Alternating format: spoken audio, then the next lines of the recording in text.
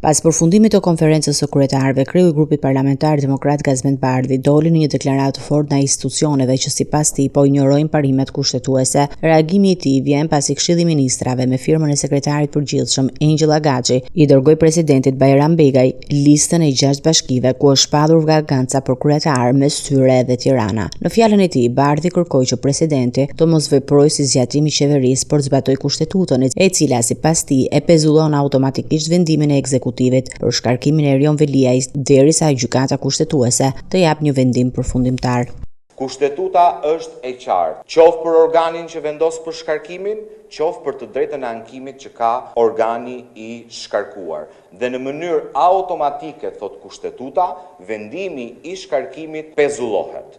Dhe presidenti I Republikës, që është autoriteti për të shpallur zgjedhjet, do duhet verifikojë të gjithë procedurën përpara se të konstatojë ekzistencën e vakancës dhe dekretimin e zgjedhjeve. Pra në përputhje me kushtetutën, presidenti nuk mund të dekretojë datë zgjedhjes.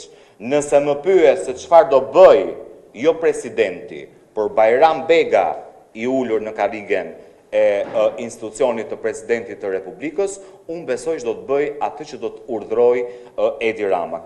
Në deklaratën e tij, Bardhi ngriti dhe një thirrje për gjykatën kushtetuese që sipas tij duhet të japë sqarime të qarta për pezullimin e vendimit të qeverisë në mënyrë që të shmanget një përplasje institucionale.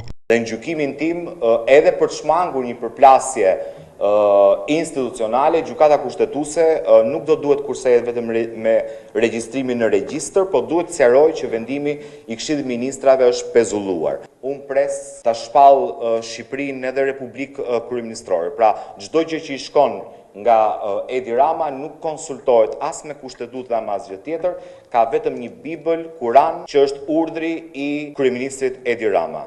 Qeveria ka shpallur vakanca për 6 bashki, Vlorë, Beratin, Matin, Cerrikun, Tepelenën dhe Tiranën. Tashmë pritet vendimi I Begajt, I cili sipas ligjit ka afat 40 tetor për të dekretuar datën e zgjedhjeve të pjesshme.